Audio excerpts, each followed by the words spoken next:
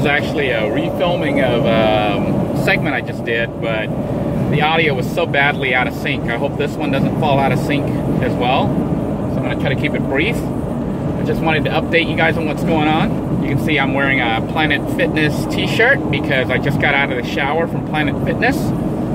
I'll go ahead and edit in that clip there just to let you know what happened. But essentially, I've been gearing up to get back to pretty much full-time living in a van, except for like weekends and whatnot when I'm visiting my family. But I've been trying to set up all the foundations, all the things that I need to do, all the systems, you know, like how to shower, where to shower and stuff. So I went ahead and signed back up for Planet Fitness. Some of you were wondering why I bothered to fix Lil Blue 2 or, you know, up to become Lil Blue 3 here when it had issues. I don't know if you saw the episode where I went with the mechanic. They did get it working, even though it's not perfect. There's still some issues, but it is running better than before. You know, then before I took it to that mechanic, there were some issues and stuff. You know, we had replaced the injectors, the plugs, and all sorts of stuff, and it became like a big mess. But right now, the sensor lights are coming on for the check engine still, which I need to look at the code, as well as the brake system. But I went ahead and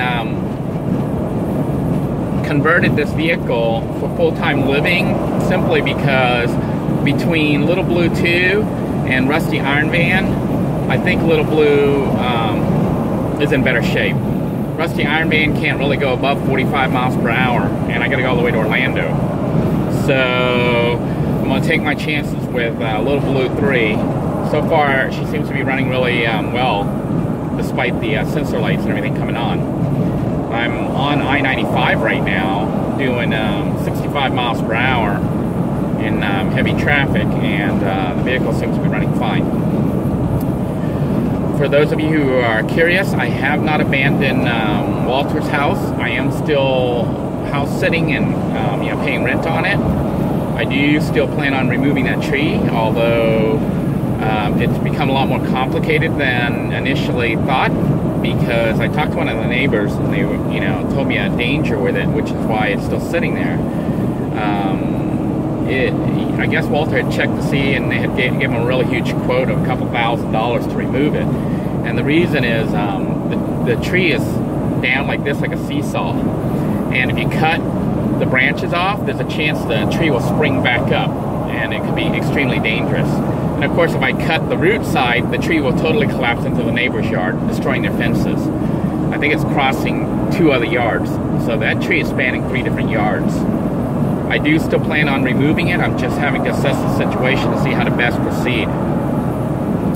As far as myself, we did have some ironic situation happen. It is Monday. I think, what is it, November 7th, I think? I don't even know what day it is. But anyhow, I got a call today, which was kind of interesting. I got a call from, well, Hessler. They wanted me to go into work directly tomorrow, which I can't because I still have to finish up stuff with prepping the vehicle, as well as setting other, you know, appointments and other things I have to close out on this end. But this afternoon, I got a call from the manager of the mobile home. They actually wanted me to come back. You know, they let me go last Friday, but the owners were visiting that day, and I guess they decided there was more work after all for me.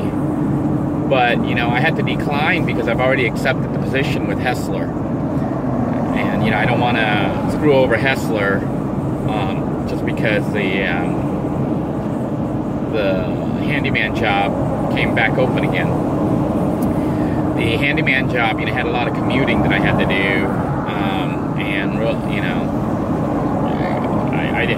I learned a lot from it and stuff, but I really don't want to screw over somebody, you know, that I made an agreement with.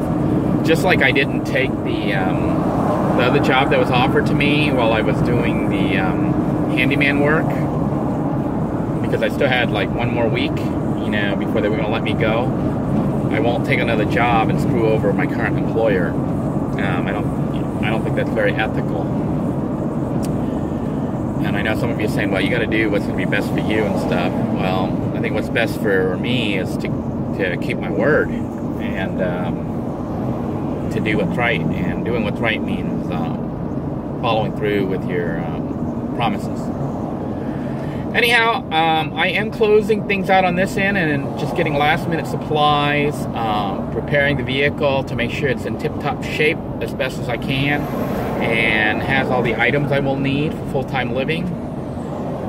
It has been a while since I've fully lived in the van, so, you know, I figure it'll take me a day or two to get resituated. It's also been a while since I did the night gig, since I did a show, so that's going to take me a little bit of time to get back. So I've got to start studying the script and practicing and stuff. Who knows, maybe I'll get brave enough to go ahead and record myself, or have someone record me so you guys can see me do the night show. Anyway, I want to thank you all for tuning in. Hope your day's going well, and appreciate all your kind thoughts. Thank you.